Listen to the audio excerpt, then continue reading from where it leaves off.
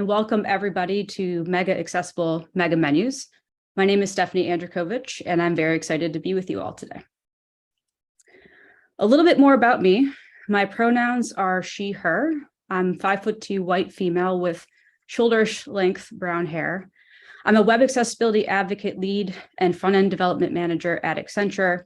And I'm also a certified professional in web accessibility through the International Association of Accessibility Professionals. So for today's talk, I've divided it up into 3 sections. We're going to start off with talking about what is the mega menu. Then we're going to delve into the menu design patterns. And then we're going to take what we learned from sections 1 and 2, put that together, and talk about how we can build out an accessible mega menu. So let's dig in and talk about what is the mega menu.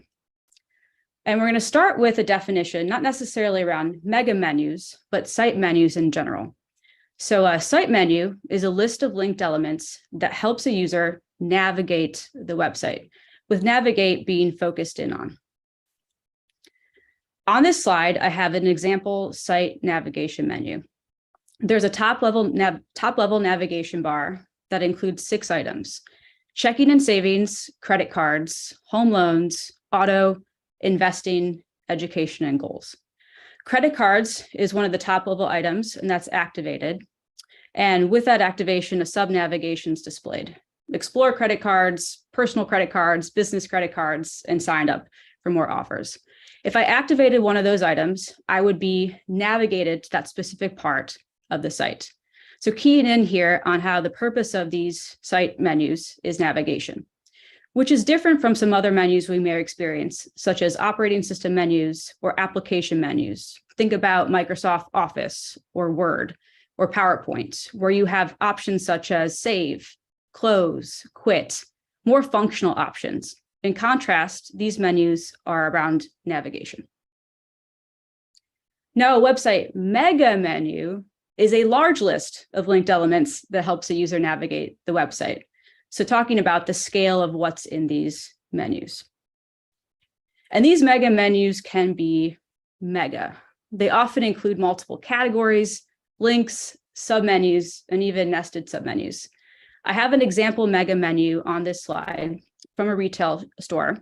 There's a top-level navigation bar, and I have one of those elements activated, which is swim. And in the secondary navigation that's displayed, there are multiple categories under swim, such as women's swim, featured swim, men's swim, kids swim, even featured this month, which is an interactive image. So there's a lot that's encompassed in these mega menus. And why are these mega menus so mega?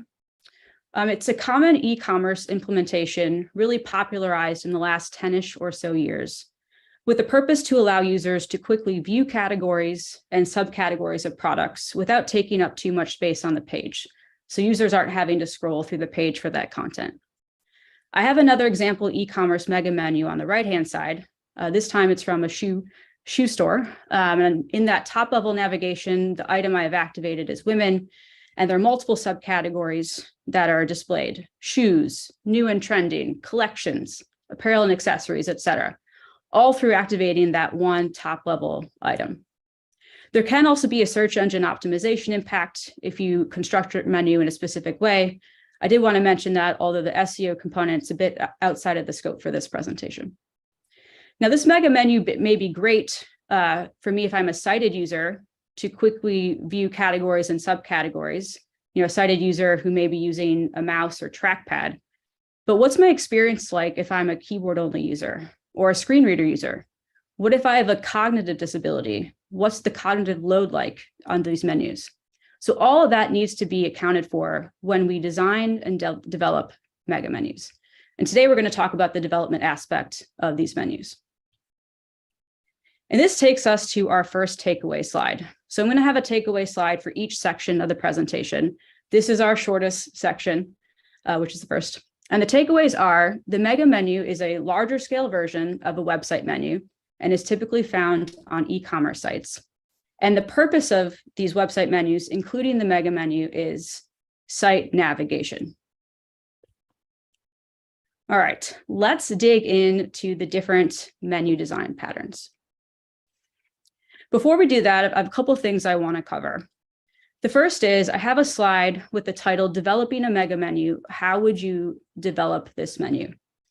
On the bottom portion of the slide is this example mega menu. This menu is actually split into 3 different sections.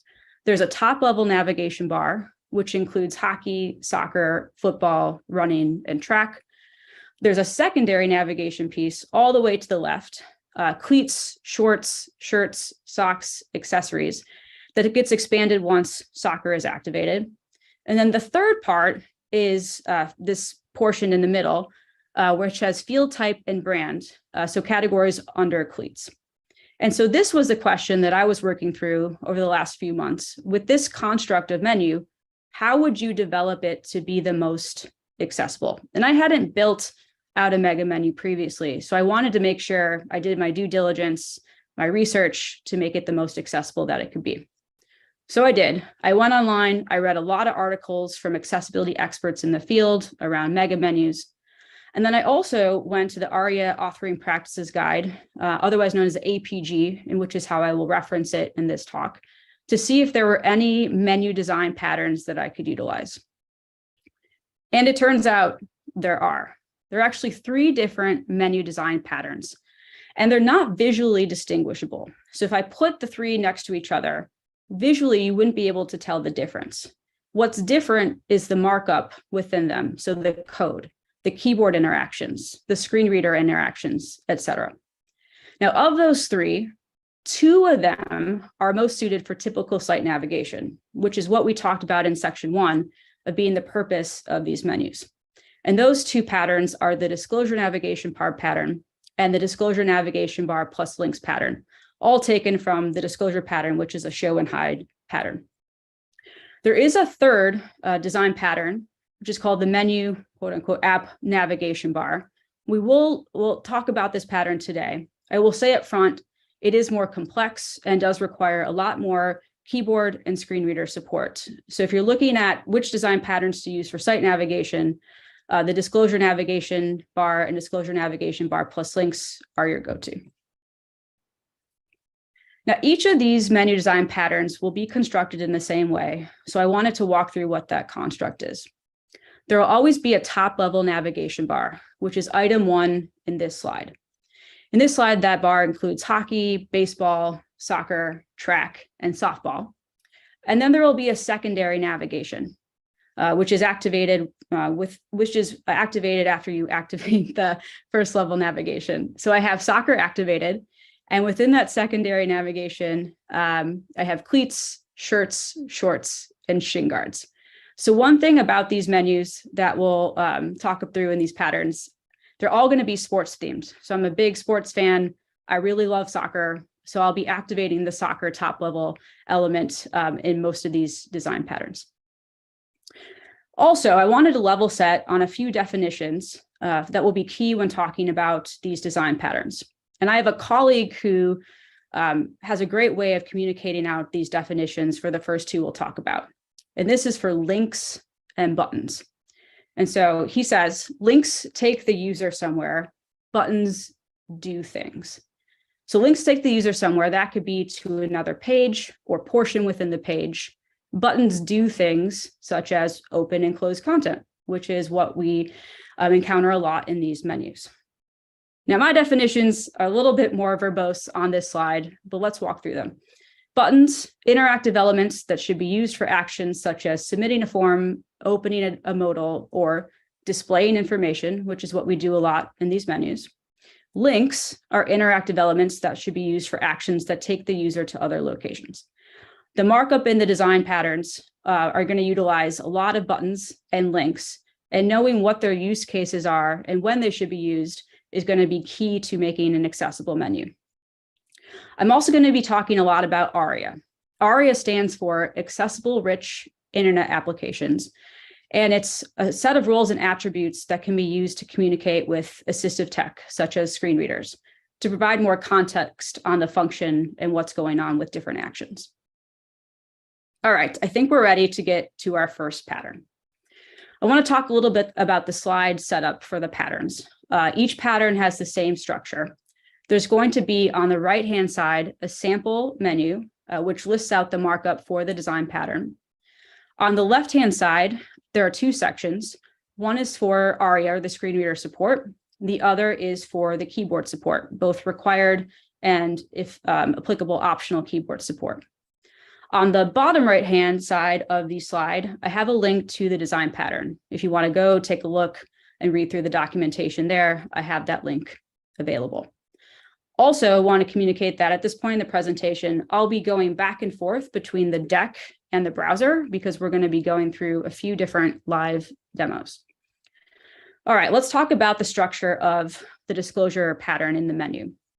Each of these menus is going to be wrapped in a navigation tag. This serves as a landmark, a way that we can identify that this portion of the page is serving for navigation. We also want to make sure that we provide a label for this navigation. Here I have an ARIA label set to main menu. There's most likely going to be multiple navigations on your web page, so labeling out those is key for that region. I have a top-level navigation bar. In this top-level navigation bar, it's an unordered list of buttons. I have 5 different buttons in the bar, and these are all wrapped for our devs on the presentation, all wrapped within list items. And then if you activate that button, you're going to be taken to, or you're going to be, there's going to be a sub-navigation that's displayed, which is another unordered list of links, and those links are wrapped in list items. Now, to go through the keyboard support and the ARIA support, we're actually going to go to the browser and walk through that together. So I'm going to close out this and pull up Safari, and here we are. Now, to help with the visual component of the keyboard, I'm actually going to get my keyboard viewer out. This should hopefully help with being able to visually see the keys that I'm pressing. You all are not here with me at home and can't watch my keyboard. So hopefully the keyboard viewer will be helpful. All right, so for the keyboard interaction, the most important keys to traverse the menu is Tab and then Shift plus Tab. So Tab will take you as a user through the top level navigation, and then it will take you, Shift plus Tab will take you back through that top level navigation. Now, there is some optional keyboard support here for the top level navigation. The optional support are the arrow keys. So I can use my right arrow to go through the top level navigation, left arrow to go back. And something key to remember when you're implementing the optional keyboard support like arrow keys, you don't want to override the tab structure and the tab order. So these are great additions for keyboard users, but we want to make sure we don't override that tab order. Now I can press Enter or space to open up the sub-navigation. To access the sub-navigation, I can again press Tab to go into the sub-navigation, Shift plus Tab to go back. There is some optional keyboard support, again, for the sub-navigation. Down arrow and right arrow will take you down, and then left arrow and up arrow will take you back up. Again, we don't want to override the tab order here. To close out the menu, you can press Escape, and that will land you on the top level navigation item that you activated. So that is the keyboard support for the disclosure pattern. You've got Tab, Shift plus Tab, Enter, Space, Escape. And then there's optional keyboard support for the arrow keys. One thing I want to mention before I do the screen reader support, I forgot to mention this up front. I have taken this demo, the first 2 demos from the design patterns. So this one is from the disclosure design pattern. The next will be from disclosure link. I've updated the color scheme and the names of the buttons to match the sports theme, but everything else is consistent with those patterns in their code pens. For the keyboard support, the screen reader support, we've got 3 different attributes we want to make sure we include, with the first one being what I consider the most important. And that is an attribute called ARIA expanded. And we set this attribute on the top level navigation for those buttons, and it's set to true or false. And essentially tells the screen reader user that we have a button. Is the button in a closed or collapsed state? Or is it expanded and you as a user can navigate beyond that button to extended content to get into that content? So what I'm going to do is I'm going to actually turn the screen reader on, and we're going to hear out what that sounds like. Now, all of these top level navigation buttons are currently in a collapsed state. So when I navigate to them, We're going to hear out the button, the label, and also that it's a collapsed state. So I'm going to turn the screen reader on. Voiceover on Safari. All right, and let's navigate to the first item. Soccer, collapsed button, list 4 items. You are Okay, so we landed on soccer. It's in a collapsed state. It's in a list of 4 items, which is great. That readout is great, meaning that we've done the markup correctly with a list of 4 different items. And if I press enter or space to expand it, we'll hear out soccer button expanded. Soccer, expanded button. So ARIA expanded allows the user to know what state a button is in, collapsed or expanded, which provides more context on if there's further information that the user can access. So that's the first attribute that's put in place for this design pattern. The second is ARIA controls. ARIA controls is not something I can actually demo today. I'm using a Mac, so I'm using Safari and VoiceOver for my browser screen reader pairing. ARIA controls is only compatible with JAWS. But what it does is it provides a relationship or association between your button and then the content that it expands. So ARIA controls is also in the design pattern.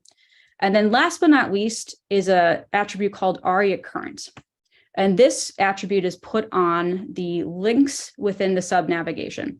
So let's pretend, we're going to pretend for now that we've already navigated throughout the menu to running, and we've navigated to a link within running, that's the shoes page. And we've pressed enter and we've gotten all the way to the shoes page. And I'm going to go to the navigation again. I'm going to go to running and land on that same link for shoes.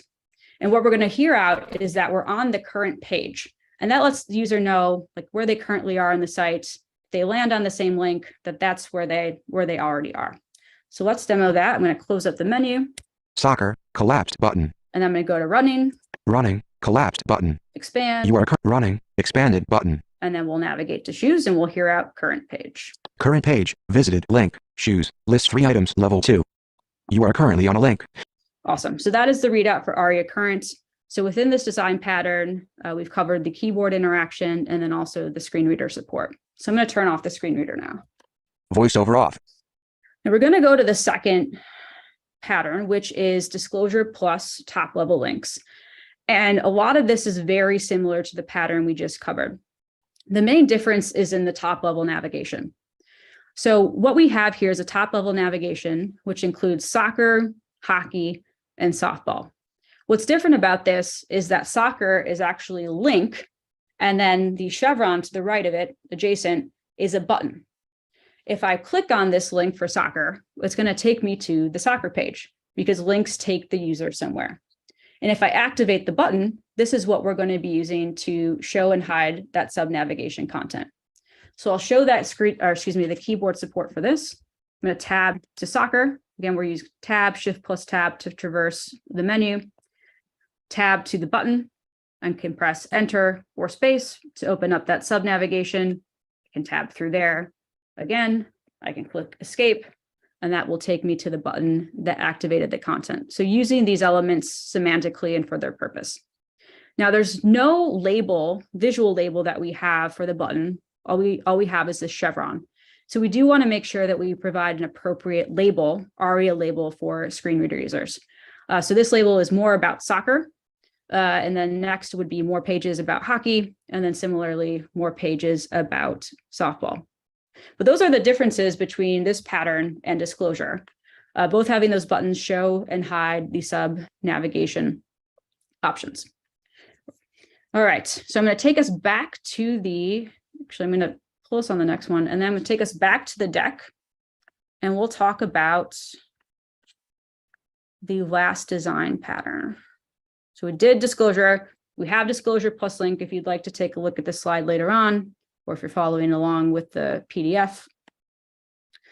Okay, so before we get to this pattern, I want to bring home again this discussion around native operating system menus or application menus. Again, we talked about this in section 1. These types of menus are typical menus and they are functional in nature. What this design pattern tries to do is extrapolate the experience from these menus, native operating system menu, application menu, et cetera, and put that pattern in a navigation. So let's look at what's included there. So the navigation menu bar, again on this slide, I have a sample menu to the right, On the left, I have the ARIA supports, the keyboard supports, and then a link on the bottom side. First thing to note, that ARIA section is really long. So instead of 3 attributes that we're supporting, we're now supporting 4 different attributes and 3 roles. So a lot more ARIA that needs to be implemented for this menu or this design pattern. Keyboard support, also note, there's no more optional keyboard support. Everything within this menu bar pattern is required. So tab, shift plus tab, enter, space, all the arrow key functionality is required, not optional. Home, end, escape, and character. And all this support is required because we're taking, a native operating system functionality and trying to put it in this navigation. And these keys are all keys that are used in that application pattern. And so we need to be able to allow users to use them in this navigation pattern. On the right-hand side of the screen, we have some example markup. We have the same navigation tag. We have a list, but this list is overwritten in the top navigation bar with role equals menu bar. And then the items in the top navigation bar are overridden with menu item, menu item, menu item. So if I'm a screen reader user and I land on one of these items in the top navigation, instead of hearing out link, I'm going to hear out menu item. And the same is going to be true if I activate the sub navigation. I'm going to hear menu item, menu item, menu item. In this pattern, instead of tab, shift plus tab, the arrow keys are what are used for navigation. And so if we use this type of pattern, we are essentially promising the user that this will match what they experience in the application and the operating system menu. So it is that promise. And it can be a little bit challenging if they're not implemented correctly. So I actually did some research on e-com mega menus that utilize this pattern. And of the 5 sites in which I experienced this pattern, all of them were developed differently. Some of them used half of the roles. So some of them used like roles, menu item in the top navigation bar, but didn't use those roles for the sub navigation. Some totally overrid the arrow key support. Some had the top level navigation bar still be activated and used like links. So if you pressed enter on one of them, it would actually refresh the page to take you to a different page, and then the item would display. Another thing to note is we've done some testing with users with disabilities using Fable, which is an awesome company. We've been doing this testing for a couple months now. Would highly recommend Fable. And I was watching a video of a user with a screen reader using JAWS navigate one of these specific application menu bar patterns. And as soon as this user got into the navigation, the JAWS application mode went into like effect, and it played this sound for the user. And the user was very surprised. Why am I in application mode within a site menu? So there are some challenges there as well. So long story short, there's a lot more keyboard support, ARIA support that's required for the navigation menu bar pattern. This slide encompasses a lot of what we talked about, just in a more condensed version. And I'll take us to takeaway 2, which is disclosure and disclosure plus link are the most suited for typical site navigation. The menu bar pattern requires complex functionality that is unnecessary for typical site navigation. All right, this brings us to the third section, which is building out the mega menu. All right, we're going to start with the click menu. Now, the click menu follows the design pattern for disclosure. You can even use disclosure plus link for this pattern. And the reason it's called a click menu is because in your top level navigation, you need to click the element to open up the sub navigation. On this slide in the top level navigation, I have a list of 5 buttons. I can activate that button by clicking enter or space. That's going to pull up that secondary sub navigation in which I have 3 lists of links.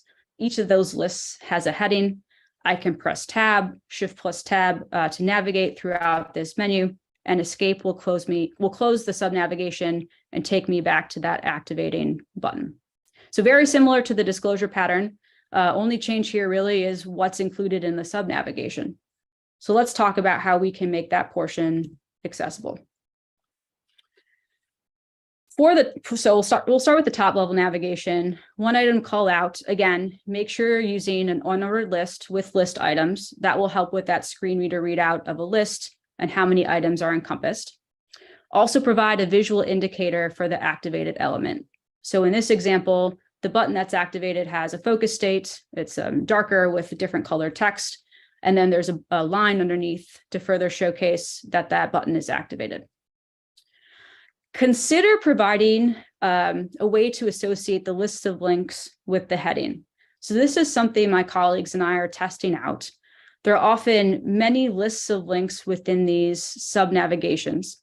And being able to associate that link with a heading, we're seeing that that could be helpful for users. The way you would do that is you would use ARIA labeled by for our developers out there, and you would tie the ID of the heading to the labeled by in the unordered list. But we'll continue to research this and probably share out on our findings. The lists of links are all encompassed in an unordered list with list items. And then last but not least, we often see these images in mega menus that are actionable and then text beneath them as well. What I would recommend is encompassing the image and the descriptor text all within a link or anchor tag. That way you're creating only one tab stop for keyboard users. I would use the descriptor text for that anchor tag text, and then I would also put an empty alt on that image as well. So if you land on it, you're using a screen reader, it will read out link and then the descriptor text, which hopefully will be the link destination. So that's the click menu. It's essentially disclosure design pattern. You could do disclosure plus link, and then ensuring that your sub-navigation pieces are all wrapped in semantic lists, list items, and that's it. You would follow the same ARIA. I guess I didn't note this. You would follow the same ARIA as provided in the disclosure pattern. All right, let's talk about hover menus. On the right-hand part of this slide, I have an example mega menu again, and the sub-navigation for this menu is actually enacted by hovering with my mouse over one of those top-level navigation items, which in this case is kids. So I have a slide that has the markup for hover menus. The top navigation is typically a list of links. In one of those links, you can hover over it and then it will display the sub navigation. So no click, again, it's not a click menu. These are what we call hover menus. And to talk about the accessibility challenges, I'm going to take us back to the browser and we'll discuss those there. All right, again, our sports theme for this menu. I'll pull up the keyboard viewer as well. That's helpful. Okay. Accessibility challenges. So unfortunately, for e-commerce menus, we have a combination for different sites of click menus, hover menus, et cetera.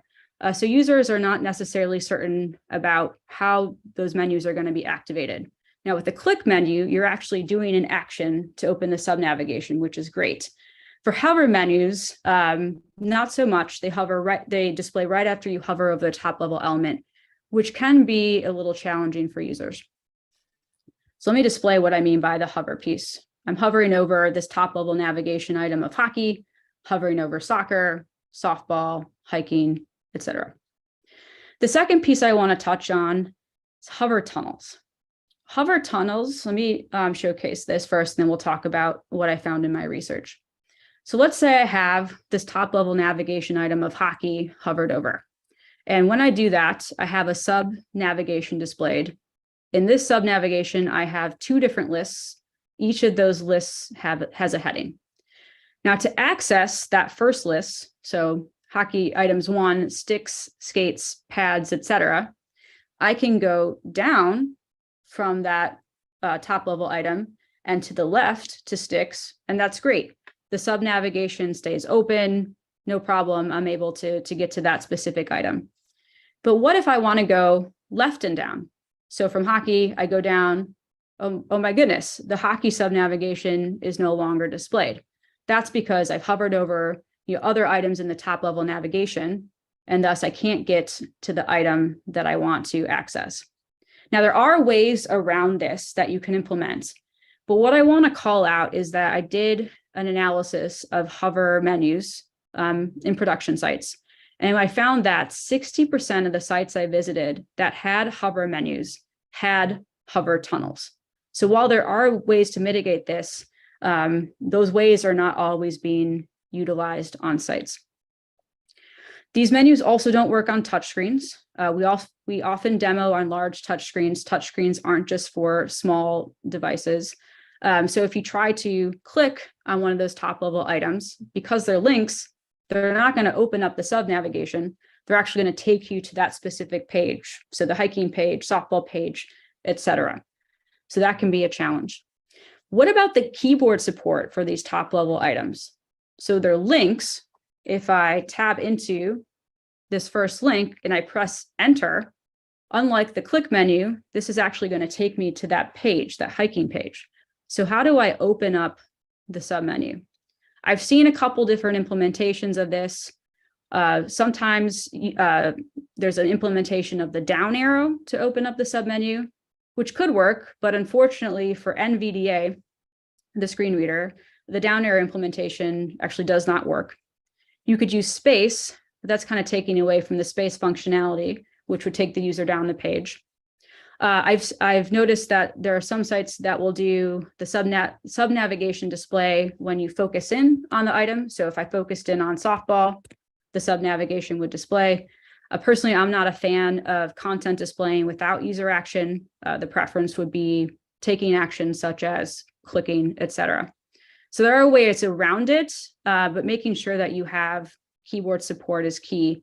On some of those sites that I visited with hover menus, unfortunately, one of them did not have any keyboard support. So there was no way to access the sub navigation. And then last but not least, how do we provide expanded and collapsed info for these top level navigation items to assistive tech users? These are all links, and links take the user somewhere. They don't expand content. And while you could, I guess, technically put the expanded and collapsed on a link, I actually went through the ARIA documentation for links, and it says, well, technically is valid. The documentation actually says if you're trying to expand and collapse content, use a button, don't use a link. So it's very circular. I would never personally put expanded and collapsed on a link. I would want to make sure to use the correct semantic element, which would be a button. So that is it for hover menus. So I did want to showcase that with a live demo and some of the challenges that are faced with these. And to round out the presentation for today, I'm going to take us back to that menu I shared in section 2, what I was working on developing when I first started my journey with mega menus. And I'm going to call this menu the double disclosure. So we ended up going with the disclosure pattern, and there are actually 2 different ways that we're using the disclosure pattern. I have a top level navigation, which includes soccer, hockey, softball, running, and hiking. I can tab in to that item. These items are all buttons, which is great. I can press enter. I get to another list of buttons that is displayed. These buttons are shirts, shorts, shin guards, equipment, and cleats. I can tab down into shirts. I can press enter to activate that list or that button, the button within the list. And then my third portion of the navigation is displayed where I have 3 lists of links, each with a header. So it's double disclosure because we have the top level navigation opening up content, and then we have the secondary navigation also opening up content.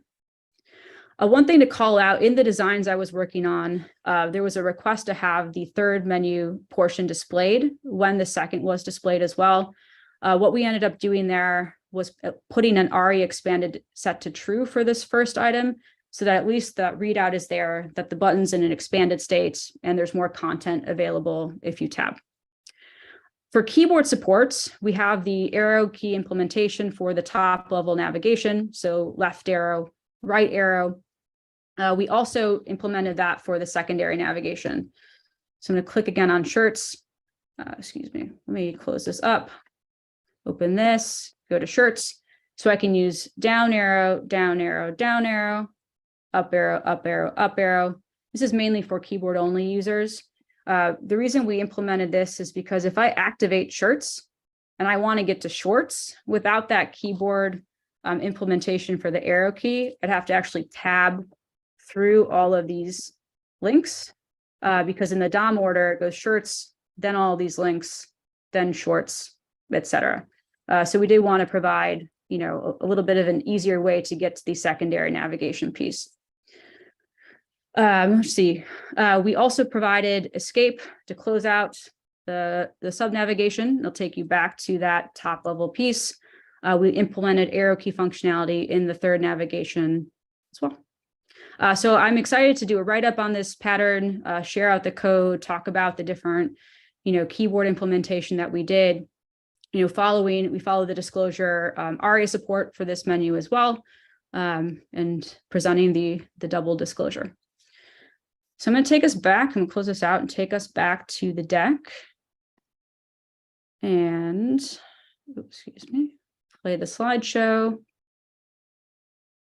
I have slides again on the double disclosure that are located in the PDF.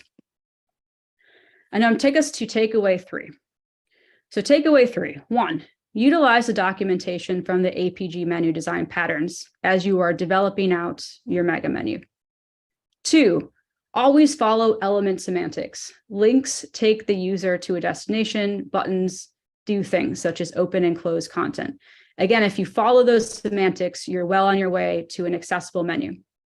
And then finally, test with users with disabilities to inform your implementation. Again, I've been doing user testing with users from Fable. I would highly recommend it. I've learned so much from that experience. You may think that you have the most accessible menu out there, but until you do that type of user testing, you just don't know. So I would highly recommend. Fable has been a great partner to work with. All right, I want to lend with resources. I didn't have this in the PDF, but I will share these out post the presentation. I want to say thank you to these authors of these articles. So Hayden Pickering, Vitaly Friedman, Mark Root Wiley. Thank you to Adrian Rosselli, who created the link plus disclosure widget navigation. Also Sarah Higley, who put together the disclosure design pattern. And thank you to my colleagues, my friends, my family, and my wife, who must have listened to me present this multiple times for this presentation. A big thank you to you all. And with that, I think we can wrap up and go to questions. Excellent. Wonderful. The conversation has been lighting up in the chat. So love to see all this. A lot of great reactions. We do have a hashtag mega menu mega questions. So we're going to ask here from Aaron, what are your thoughts on the interaction when getting to the end of a menu? Does a tab navigation take you out, or does the focus trap, or do you focus trap? Do you cycle back to the top? What do you do? Yeah, I think in what my experience has been is to take you to the next DOM element.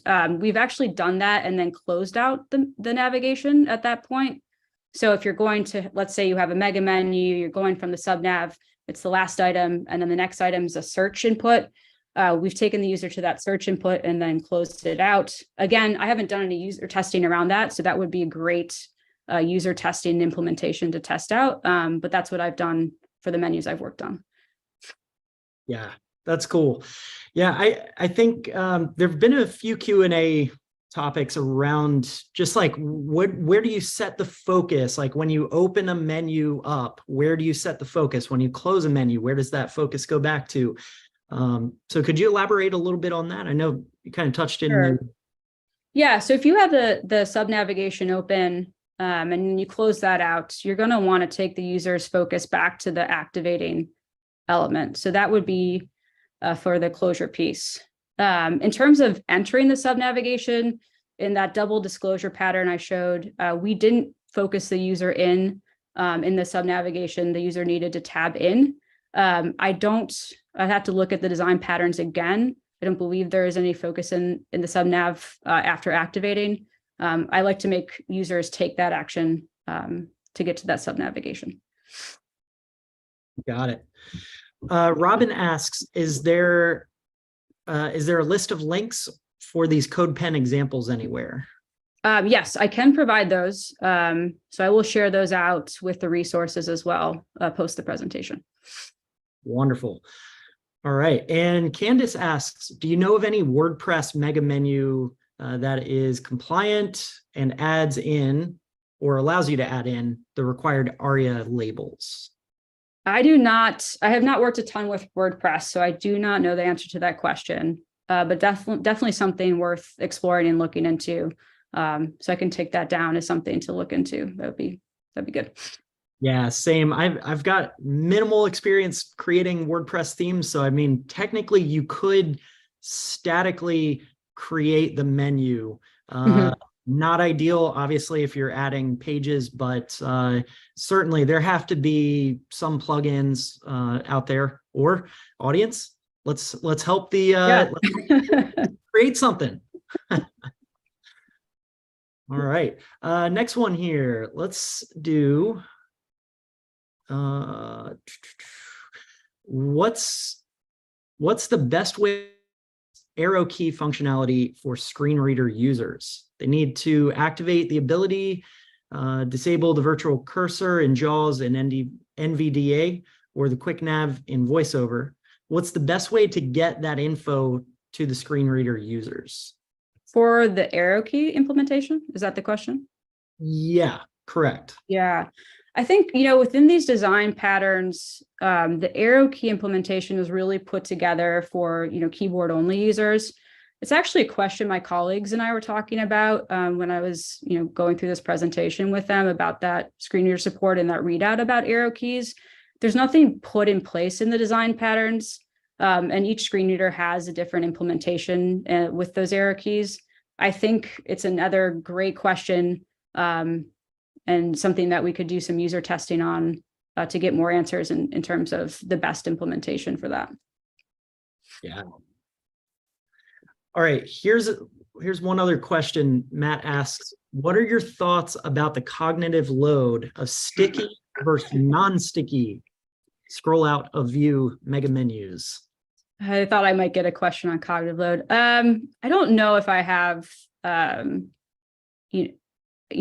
perspective on that just now. Something to take a look at, but I haven't looked into that specific issue. But it's a really good question. I agree. It sounds like that could be something that could be tested with real users, right? Yeah, I'm getting a ton of great use cases from these questions. This is fantastic. So thank you everyone who's asked these. Love it. So hopefully by now, everybody in the audience, you're realizing there's no one size fits all. There's no perfect menu. When you guys create it, let us know. We'd love to see it. Yeah. All right. Any advice for Bootstrap UI framework users? For not necessarily for menus. Actually, the menu I was working on was put together, on a site that uses Bootstrap. I don't think I shared this in the double disclosure demo, but we actually ended up going with CSS grids. So I don't think there's anything specific to Bootstrap. We didn't use Bootstrap for the menu. We ended up going with an alternative approach with grids. Very cool. Fancy. All right. Miriam asks, when I have a navigation with at least 3 levels, is it possible to split a navigation in like a main navigation and a breadcrumb or side navigation, or in a second level expandable that then switches to the third level with a back to second level button? I'm trying to visualize that. Yeah. I'd love to talk further with the person who asked this. So the double disclosure actually has 3 different levels of navigation, all wrapped within, a navigation tag, all with those, lists nested as they should be for that menu. Again, it's hard for me to visualize the specific question, but be happy to talk after and walk through it together. Yeah, that's a good one. Definitely reach out, Miriam. Wait, Stephanie, I think you have your social media links in the presentation doc. Yes. Is that? Yeah, I do. Also on LinkedIn. so I can, get that out. Excellent. All right, we are almost at close here. I'm going to pick one more of these questions out, and then let's see. Letitia asks, would love to see a double disclosure in the wild. Do you have one to share? I don't think I've ever seen one who has a great accessible mega menu. Yes. So I think what I'm going to be able to share is the code pen that I put together. Unfortunately, the one I worked on is not in production yet. If it does make it to production, I'd be happy to share more about that.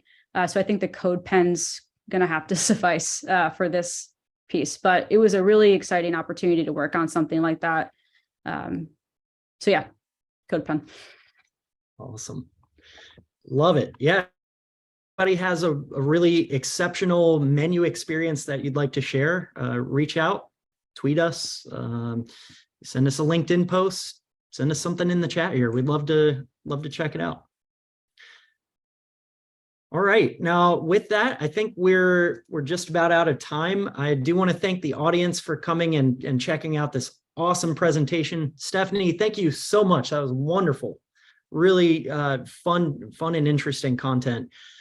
I want to also say thank you to Lauren on our tech team, and Hijra and Chris. Thank you for interpreting this session.